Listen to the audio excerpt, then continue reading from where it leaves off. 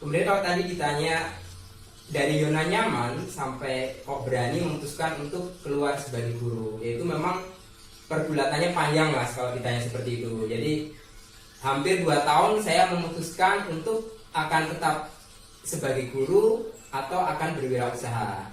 Sampai akhirnya saya sadar bahwa untuk sukses pada satu bidang, apalagi dengan segala keterbatasan, kita harus fokus. Akhirnya dengan berat hati saya akhirnya memantapkan untuk berwirausaha. Halo Sobat Setapak 9. Pada video kali ini saya tidak membagi tips seperti biasanya seputar gardening. Namun pada hari ini alhamdulillah saya diberi kesempatan untuk menjadi salah satu narasumber dalam acara web show dari STIN Nobel Indonesia Makassar dalam topik From Zero to Hero, memulai bisnis dari nol. Tidak lupa saya ucapkan terima kasih sekali kepada Bapak Bahrul yang telah mengundang saya dalam acara ini. Alhamdulillah kita sempat bertemu dengan Pak Bahrul di acara di Jogja dalam acara workshop ekspor dan import. Halo Pak Bahrul, apa kabar?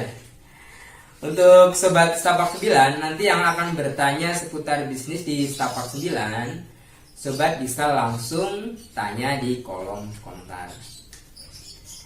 Baik Sobat, karena moderator sudah memberi tanda, acara akan segera dimulai. Nanti video akan disambung lagi ya.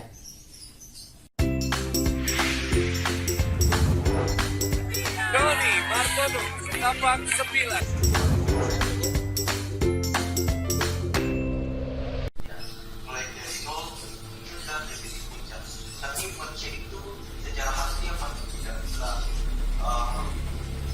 Puas dengan apa yang dia capai, selalu ingin upgrade ikut lebih baik lagi.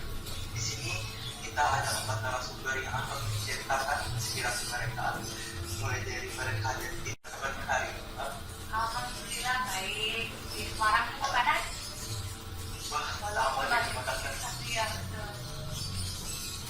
Ya, yang kedua saya ingin menambah kita ada Mas Jody Martono.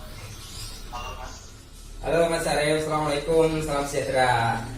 Bagaimana kabarnya Mas? Alhamdulillah baik sekali. Mohon maaf tadi ada sedikit trouble. Aduh, ya, gak apa-apa.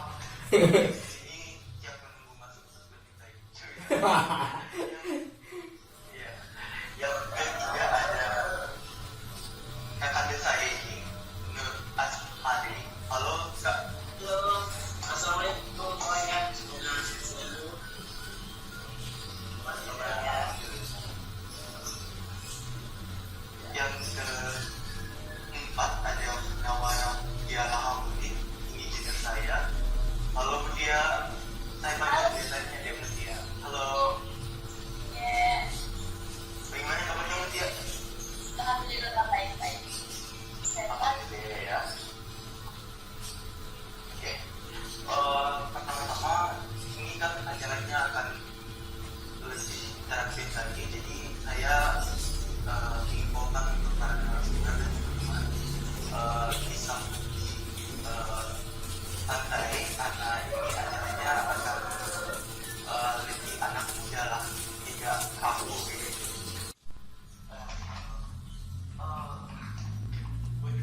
Ini di galerinya ya Mas? Ya, Keren banget. terima kasih Mas.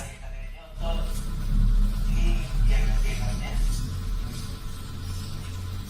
di belakang Mas. Oh ya.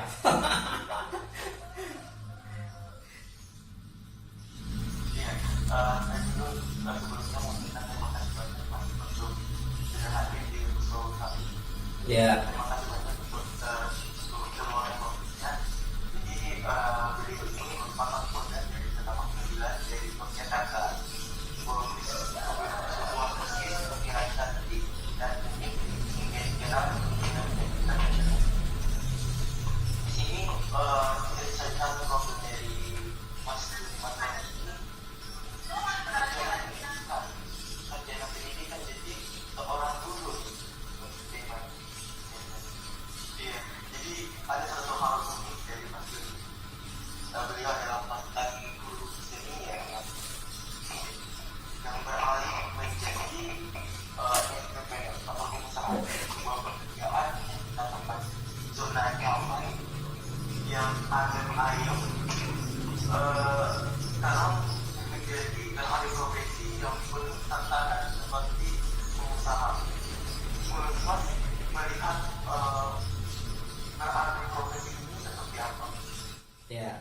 Oke, terima kasih ya. Pertama, assalamualaikum warahmatullahi wabarakatuh. Salam sejahtera untuk semuanya. Terima kasih kepada Pak Bahrul yang telah mengundang saya di acara ini. Ya, terima kasih Mas Syarif. Kalau tadi pertanyaan seperti itu, jadi memang dulu saya mengajar itu tidak saya kuliah. Jadi saya selain kuliah saya juga cari sambilan uang itu untuk mendapatkan uang. Saya mengajar di beberapa sekolah. Kemudian karena saya sekolahnya di pendidikan seni rupa, setelah lulus saya mengajar. Jadi saya mengajar itu sekitar berarti 8 tahun yang lalu ya. Saya mengajar itu saya punya hobinya itu mengikuti lomba. Jadi ada beberapa teman yang malah menilai pekerjaan saya itu pekerjaan berlomba. Jadi beberapa lomba yang pernah saya ikuti di situ. Jadi kompetisi inovasi desain, kemudian kompetisi kewirausahaan dan kompetisi desain produk. Ketika saya mengajar, profesi sebagai atau sampingan ya hobi mendesain itu akhirnya saya seiring waktu saya semakin sadar bahwa saya harus memiliki suatu produk yang bisa saya jual dan bisa dinikmati, tidak hanya sekedar saya lomba menang berhenti, tidak, tapi saya berpikir bagaimana dari inovasi yang saya kembangkan itu bisa menjadi produk yang berumur panjang gitu Mas. Kemudian kalau tadi ditanya dari zona nyaman sampai kok berani memutuskan untuk keluar sebagai guru, yaitu memang pergulatannya panjang Mas kalau ditanya seperti itu. Jadi hampir 2 tahun saya memutuskan untuk akan tetap sebagai guru atau akan berwirausaha. Sampai akhirnya saya sadar bahwa untuk sukses pada satu bidang, apalagi dengan segala keterbatasan, kita harus fokus. Akhirnya dengan berat hati saya akhirnya memantapkan untuk berwirausaha. Nah pada saat saya mau berwirausaha itu tentu belum seperti ini ya Mas di galeri ini ya, nanti bisa saya tunjukkan. Dulu saya merintis usaha tahun 2015 itu saya kerjakan setelah saya selesai mengajar. Jadi produk-produk itu waktu itu masih saya kerjakan sendiri karena dengan keterbatasan. Dan saya membuat tempat untuk workshop dan galeri itu, nanti di slide ada di situ. Saya membuat di belakang kandang ayam Mas.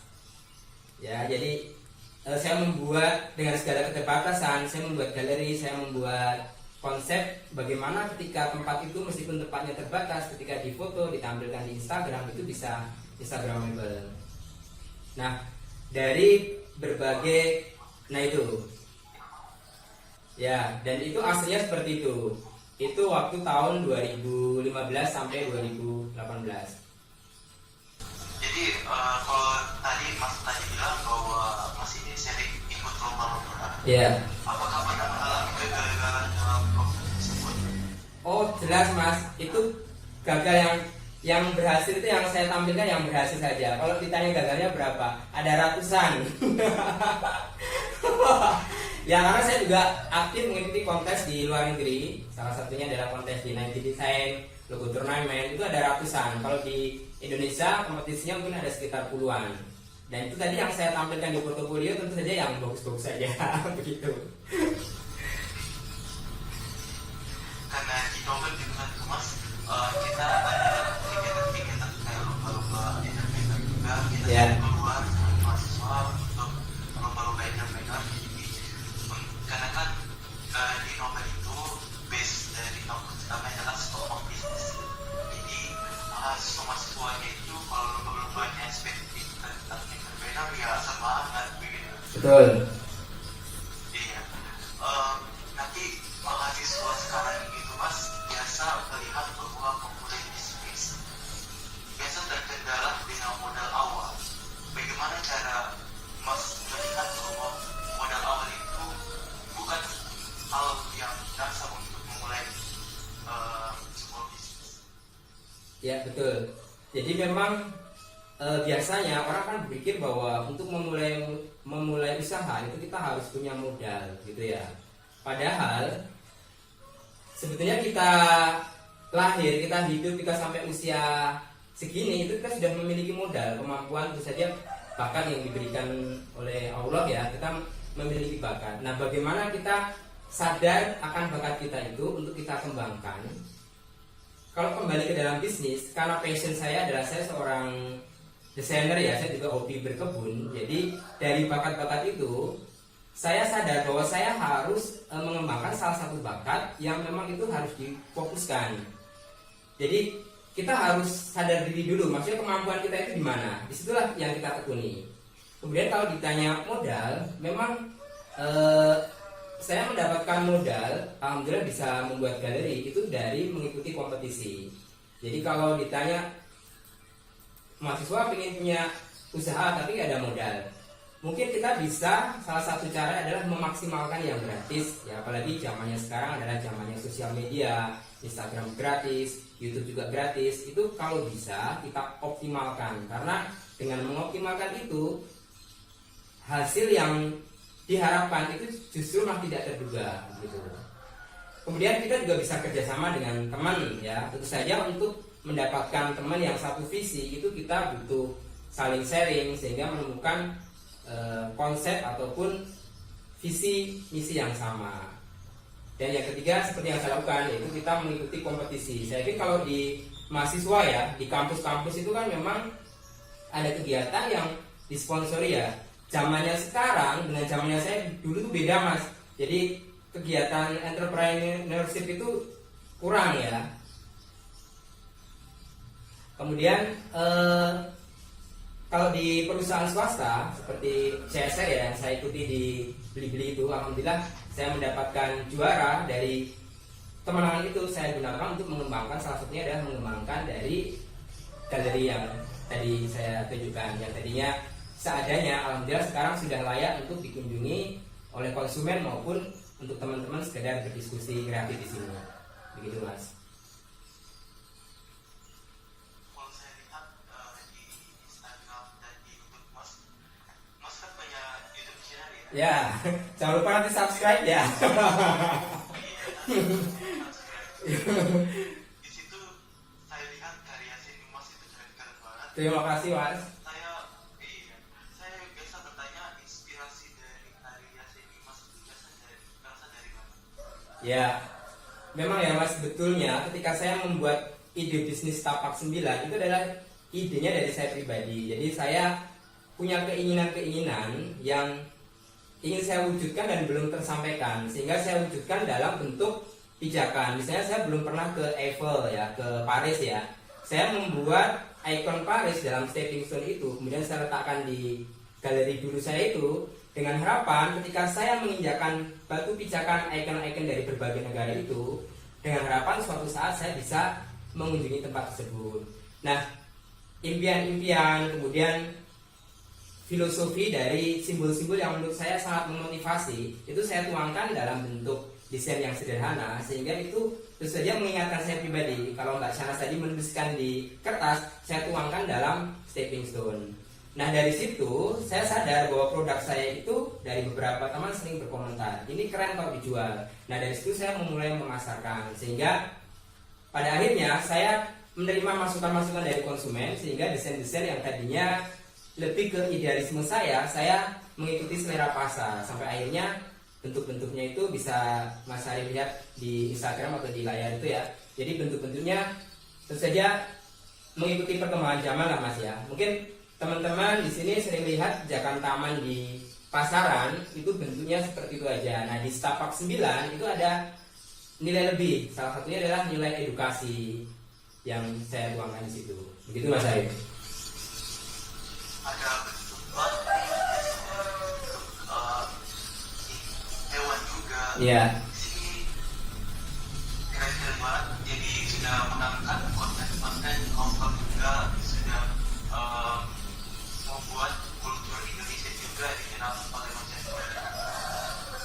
Saya juga biasa penasaran nih mas, kalau dan setapak kecil itu ada konsernya. Ya, jadi Tapak 9 itu sebetulnya setapak ya, satu tahap pertama. 9 itu adalah angka tertinggi. Jadi setapak 9 seperti dalam webinar ini adalah from zero to hero. Jadi sama ya sebetulnya konsep itu ya. Untuk menuju kesuksesan kita harus melalui beberapa tahap, dari tahapan pertama, kedua sampai ke level tertinggi. dan itu saya pakai untuk menggunakan nama brand saya, yaitu Setapak 9. Seperti itu Mas. Jadi Setapak 9 adalah sebuah proses perjalanan untuk mencapai kesuksesan. Gitu Mas. Jadi brand yang Mas buat ini Setapak 9 bisa dikenal sampai sekarang. Bagaimana cara membuat brand yang kita jalani sekarang? Ya betul Mas. Jadi untuk memang sama ya, waktu saya dulu kan, saya latar belakang saya seorang guru ya, ilmu tentang kewirausahaan itu minim sekali, dan sampai sekarang tuh saya masih harus banyak belajar kesana kemari ya, dan saya juga tidak malu belajar dengan yang muda seperti Mbak Syaras tadi ya. Jadi memang untuk mengenalkan produk, apalagi kita masih di awal ya, itu sangat, waktu itu saya mengalami apa ya, mungkin diejek produknya, saya jual itu nggak ada yang laku, bahkan saya sempat putus asa, saya sempat mau menghentikan produk saya. Namun setelah saya evaluasi ya, karena sayang ya, ketika kita sudah mempunyai produk, kita sudah ibaratnya melangkah itu ya, kalau tadi saya bilang setapak, kita udah ke step yang ketiga, kok kita tidak melanjutkan, itu sayang sekali. Jadi yang saya lakukan adalah saya mengikuti kompetisi Mas, mengikuti kompetisi, entah itu menang atau kalah, tetap saya ikuti, karena dengan kita mengikuti kompetisi otomatis kita akan semakin dikenal orang. Alhamdulillah ketika menang kita semakin dikenal, dan brand kita juga semakin dikenal juga tentunya. Nah selain itu, salah satu yang saya lakukan adalah dengan mengembangkan digital marketing di YouTube itu Mas. Sebetulnya di YouTube itu kalau Mas Syarif sempat melihat, saya tidak langsung terang-terang menunjukkan produk saya, tapi saya membagi tips tentang bagaimana orang berkebun yang baik. Mungkin orang ingin menanam ini tapi tidak tahu caranya. Nah, saya memanfaatkan itu. Saya membagi inspirasi bagaimana saya mengundang mereka untuk datang di channel saya, bagaimana bisa belajar, baru saya sisipi produk-produk yang saya jual. Begitu Mas. Saya lihat juga dari channel YouTube Mas itu ada bisnis lain selain dari Setapak 9, maksudnya yang ukiran gitu.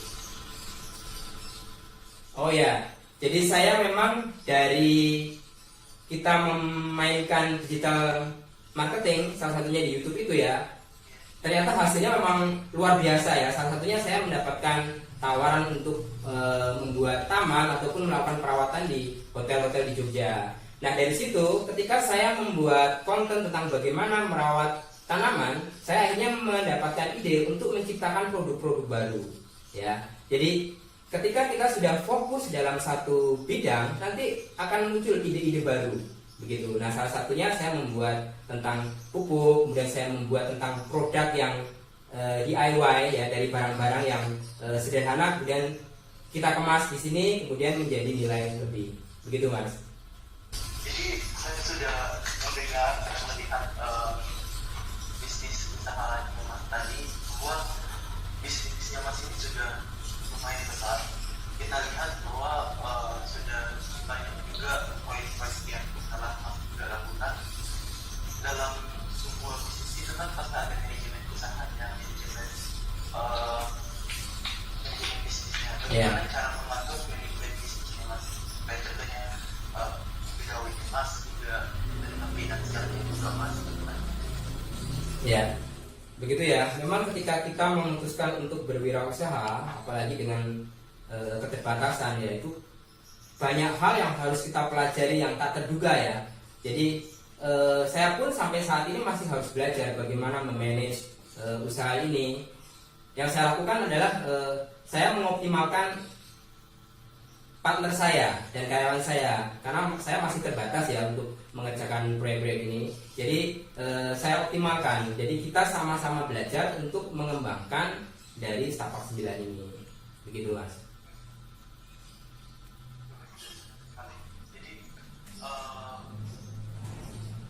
Ada yang aku katakan, ketika base atau dasar kita sudah kuat, maka untuk mengembangkan itu akan lebih banyak peluang. Betul sekali Mas.